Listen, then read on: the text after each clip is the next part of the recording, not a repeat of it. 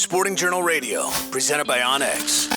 This is Sporting Journal Radio. I'm Brett Amundsen. Thank you for tuning in on the network. By demand, sportingjournalradio.com. Downloading the podcast wherever you get your favorite podcasts, or maybe you're watching this on YouTube. Thank you very much. Dan Amundsen is with us as always, right over there. And we're excited about ice fishing. Dan, I know you're just itching to go out there and do some ice fishing. Who said we're excited about ice fishing? Everybody. Oh, well, I'm kind of looking forward to it. Once hunting season finishes up, it's always a good time. Nice break from hunting and transition, and it's a good time. Shaping up to be an early year this year to get out there on the ice. Make sure it's safe, of course. Always got to preface everything we say with that right there. And to talk more about what you can do to make success, what you can do to have more success on the ice. Danny Thompson joins us now from Garmin. He's a regional sales manager there at Garmin. Danny, how you doing? Doing good. So I couldn't make it to Shields for the secrets of Garmin Livescope. So we need you to tell us some of the secrets here on the show today. How's that sound? I tell you what, we're going to have to clear our calendars for a lot more time because, we had a 2-hour class and we went through every single detail of it. But, it's fun. You can tune it in a little bit, make it a little bit better, see those fish and whatnot. But, the real secret is there's not a whole lot you can do because unfortunately, it's kind of already comes out of the box, pretty, but, we tweak those color gains and some of that stuff a little bit and kind of distances we're looking at, and you can really get a good image out of that live scope. Well, what ends up happening is it's ready to go out of the box like a lot of the products, like that Garmin unit that I had at Tazen. It was I had tweaked a few things for my preferences, but then you jumped in the boat and you're like, oh, do it like this, do this, and then do this. And I was like, oh, yeah, that's way better than what I had, although it was working fine for me and we were catching fish. But there are little things that you can do, and it's going to be a little bit different for each user, of course. But I want to talk about what some of those little things are that you like to do to dial things in. But let's just back up just a little bit and talk about what's available out there now, what's new this year for the ice angler from Garmin. Well, and it's crazy. I've been at this, Garmin stuff for a while now, and really the live sonar stuff here for the last 4 or 5 years, something like that. And it's just crazy where we are today. Right now, the current thing that we're running is the new Livescope Plus, which is the clearest, best clarity, most distance that we've ever been able to get out of live sonar. It gives us this incredible picture. We've got all that in a bundle. The great part is we've got that Garmin bundle. We've got a lithium battery in there. We've got the EchoMap 93 in there, so it's a 9-inch touchscreen. Just kind of got everything that you would want in this premium bundle. And, really over the years, we just kind of dialed it in to have exactly what you'd want in that bundle. And then, of course, we fill that line all the way down with, Panoptix bundles and units with only flashers in them. And so we really have something for everybody nowadays. But, of course, the premium bundle a lot of people talk about is that Livescope bundle. Well, I know I've got one and I'm anxious to use it, but I think Dan is more anxious to get out there and use it. Oh, yeah.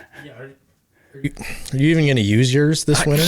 Are you going to be on the ice ever? Well, of course I am. I see you like twice a year out there. It gets busy in the wintertime, but yeah, of course. Oh, okay. Yeah, I'll believe it when I see it. Otherwise, I'll have your live scope out there so you can come use it whenever you want. Definitely can borrow it once in a while. But yeah, no, I'm sure we'll be doing lots of fishing with it, of course, this winter. And that's different. So what was it prior? Like where were you last winter, to talk about the advancements between last winter and this winter? Why somebody would want to upgrade? The big one this year is we went to the Livescope Plus. So we used to have the LVS 32. Now we've got that LVS 34 transducer in there. That 34 gives you a lot more clarity, a lot more range, no ghost tree, no stitch points or anything like that. So just it's everything you'd want to do to make your live scope better and more clear. That's what that new Plus transducer is doing for us. So what other accessories then would people want to get a pole, and what else could people get with that? The big thing as far as accessories goes, the nice part, a good job of putting everything in the box. So if you buy a bundle, you're going to get everything that you need in order for it to work. However, let's say you only own a head unit, or you only have a Livescope, or you want to get into it. We actually have everything available piece by piece, so you can kind of just add stuff in as you go.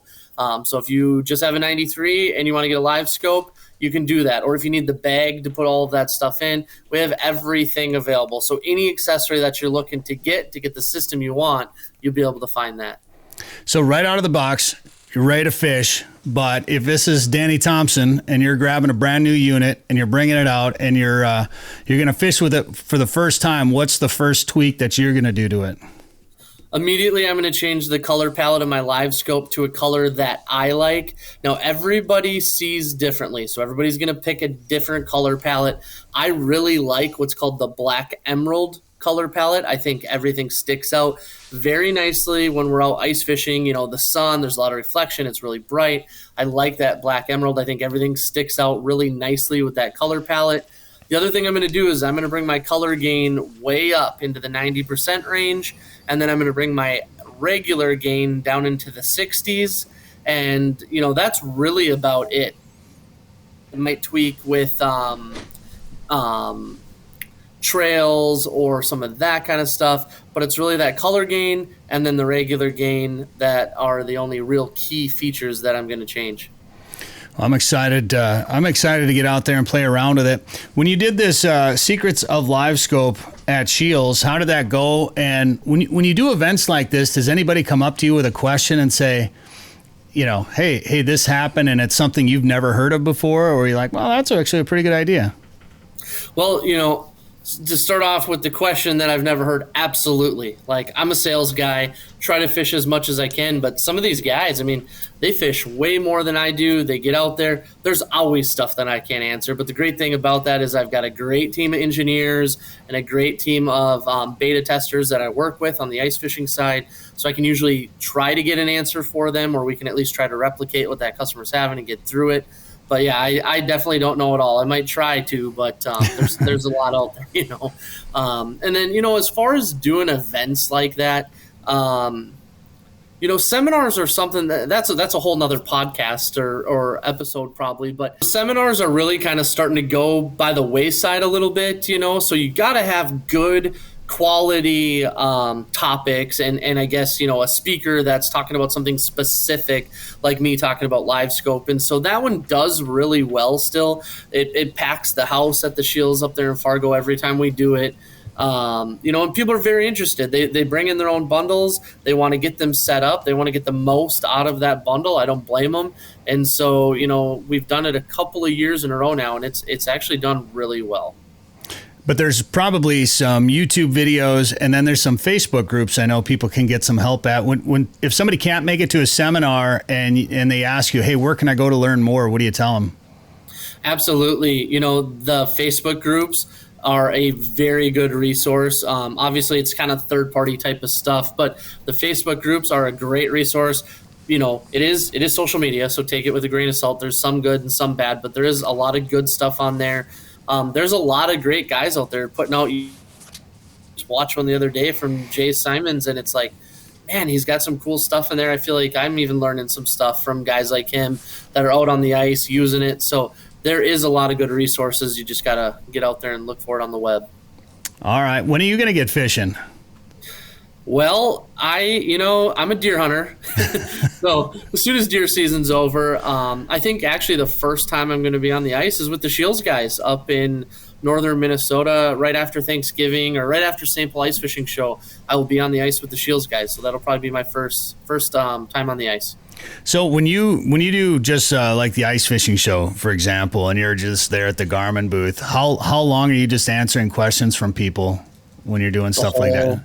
Time. And I mean, that's why you're there, obviously. But I mean, in the halls on the way there, at dinner afterwards, while I'm on my cell phone in the evening, it's a lot. And but I love it. I love talking about ice fishing. I love talking about it. Everybody knows the trick is to come up to me with a picture of a big buck and then work it into a Garmin question. But no, if all I could do was go to shows and talk to people and get to talk about fishing and get customers into that product that I know they're going to enjoy. Like, I'm selling fun, right? So they're not buying toilet paper and groceries from me. Yeah, they're right. going to go have fun with, and I love it.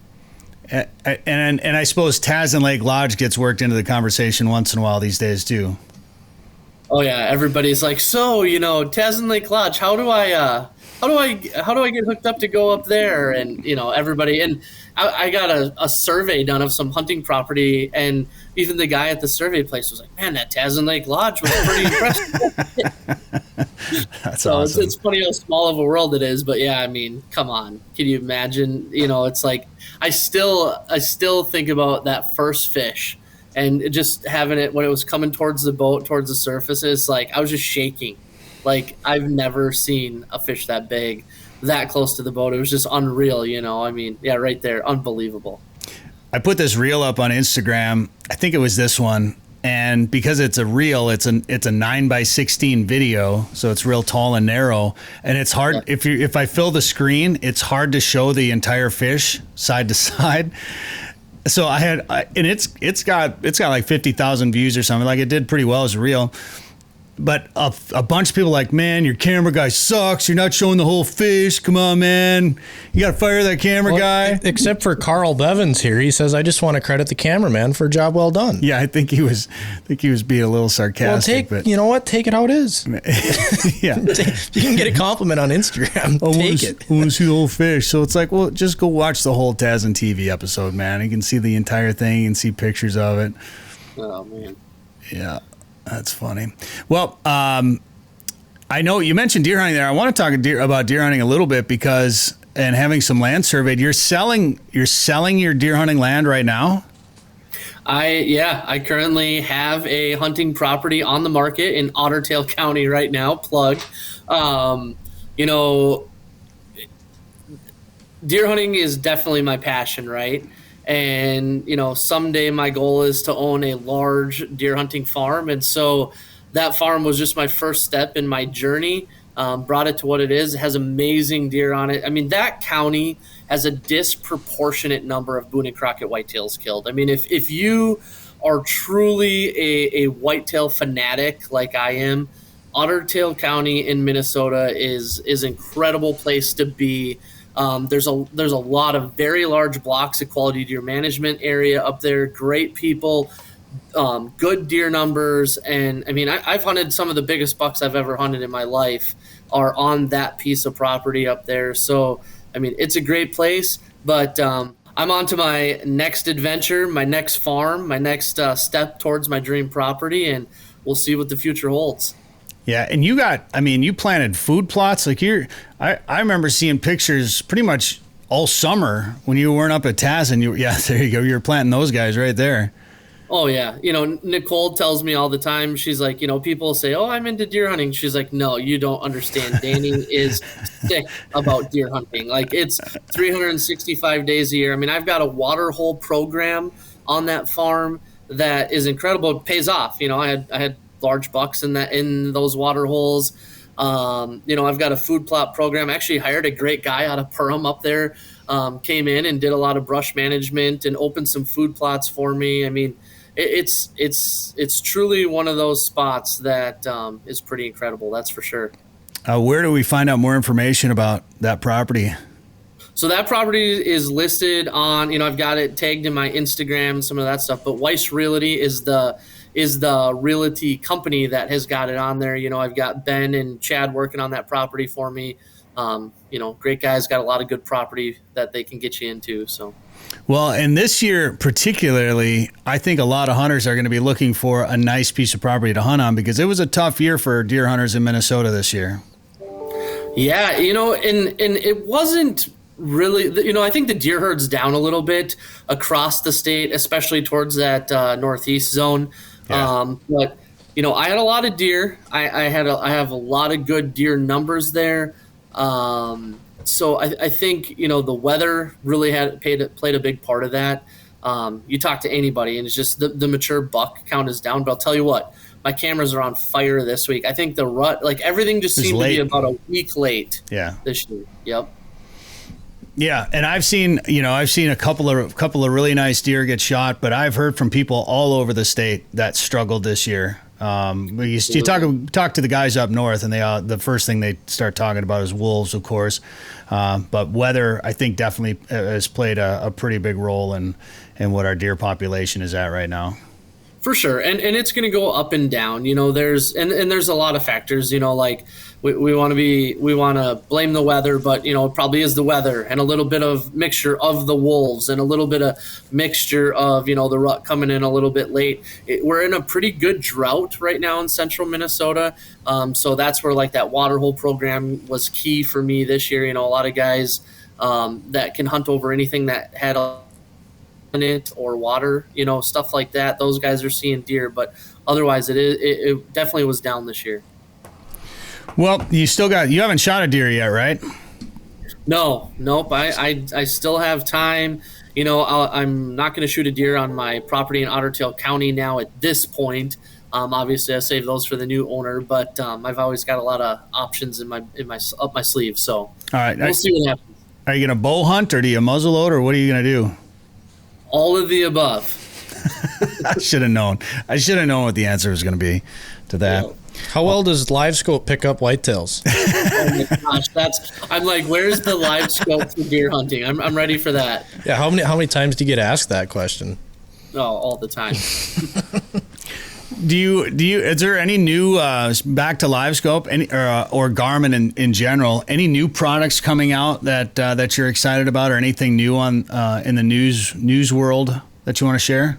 Yeah, I mean, on the marine side, we're always working on new stuff. I'm sure we'll have some new stuff in the future that we'll be super excited about. Nothing right here in the very near future, but I think there's some cool stuff that Garmin always has in the works. We got a great engineering team. As far as we'll have to wait for iCast, I suppose. Yeah, can you hear me? I can't wait. All right, well, we're looking forward to being on the ice and trying out this. I'm looking forward to trying out this new Livescope. I just haven't fished. Like, there hasn't been much time to fish, and I struggle in the fall, Danny. Like, the fishing can get really good in the fall, and I try to pick my spots to do a little bit of fishing here and there. But I think we got out once this fall, and it wasn't good. So we just focused on hunting, but. So much to do in so little time. That's the problem. And our water levels have been, like the water's been down, and it's been a weird fall for us down here. Like the duck hunting has been kind of tough because there hasn't been a lot of water around. Pheasants have a lot more area to run and hide from because everything's dry out there. So, what do you do? Exactly. All right. Well, we're looking forward to getting on the ice. We should plan some time to fish together this winter. First of all, absolutely. I got a trip planned out your guys' way already, so we're gonna have to meet up on that one. All right, perfect. Well, Danny Thompson, Garmin, good luck out there this fall. Hopefully you get your deer, and thanks for the time today on the show. Thank you very much. Hear more at sportingjournalradio.com or wherever you get podcasts.